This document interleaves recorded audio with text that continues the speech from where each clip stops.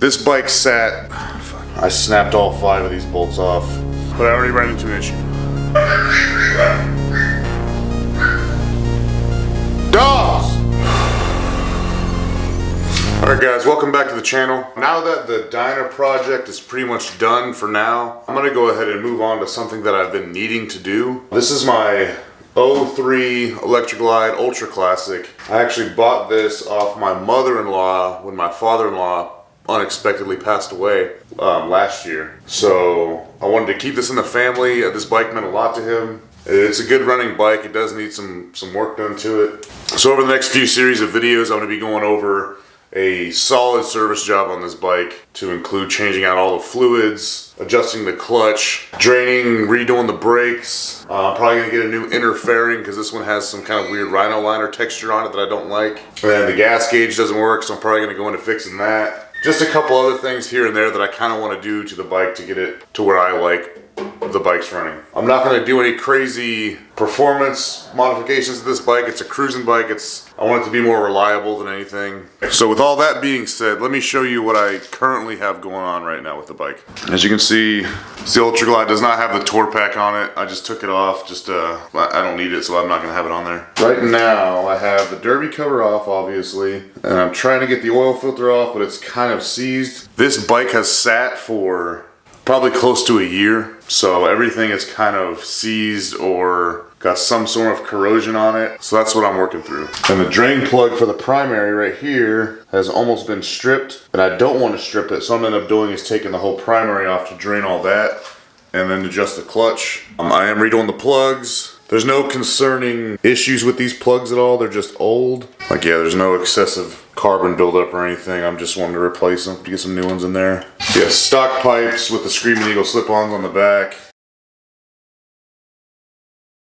And then on the other side, I do have an air leak in the air ride suspension, so I need to replace this part. And then I'm gonna try to do a breather kit on this thing just to make it run a little bit better. And then this is the inner fairing with that textured paint on the inside that I don't like, so I may end up buying a gloss black fairing just to get that out of there. So yeah, like I said, it's a good running bike. It needs some work. It needs some things done to it because of how long it's been sitting. I need to replace the grips. Like I said, adjust the clutch, just drain the brakes. Just normal high mileage service stuff, and then maybe a couple little extras thrown in while I'm at it. So we'll see. I've never dealt with baggers before, so this is going to be an interesting time. I need to source a service manual like I have for my Dyna. That'll help out a lot. This will be a change of pace from the Dyna.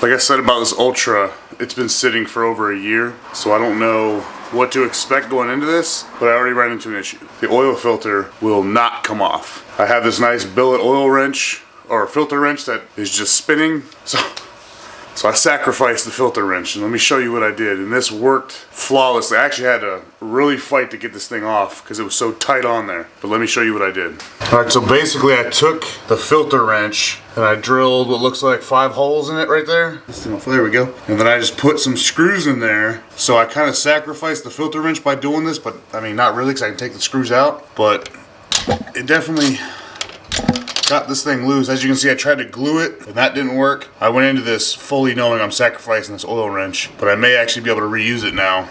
So this is a great case of if it works and it's stupid, it's not stupid. I'm gonna try to salvage this oil wrench, even though I got the K&N hex filters from now on, basically. That was the hardest oil filter I've ever had to get off, but it worked, so. Now that the oil filter's off, I am going to go ahead and put the drain plugs back into the oil and transmission pans. Both have new O-rings and thread tape on them.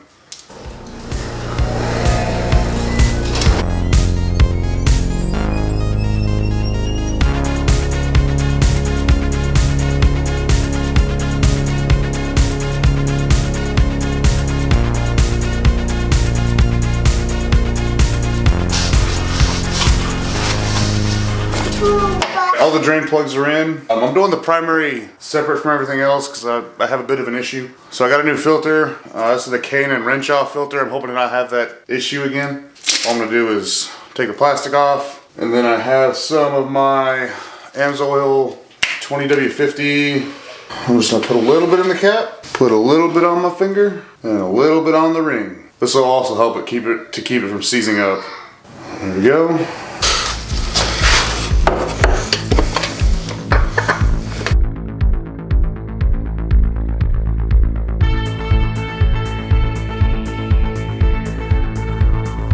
Yeah, you probably saw me using a wrench to get that on. I did not tighten that with a wrench. That's only hand tight. It doesn't need to be tight. And that's just because it's kind of a tight fit in here, and I got fairly large hands, so.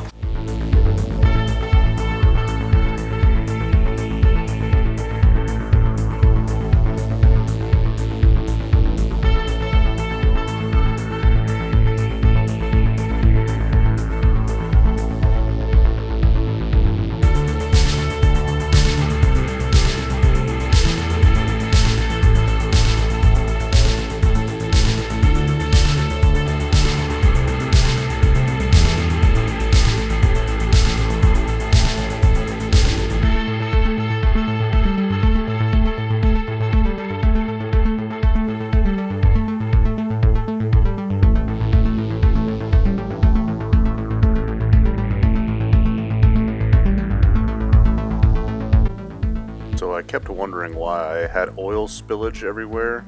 Well, here's why. There is a giant crack in my transmission dipstick, so that needs replaced. I'm going to go ahead and use this for now just because I don't have the new one here yet, but it has been ordered and should be here soon.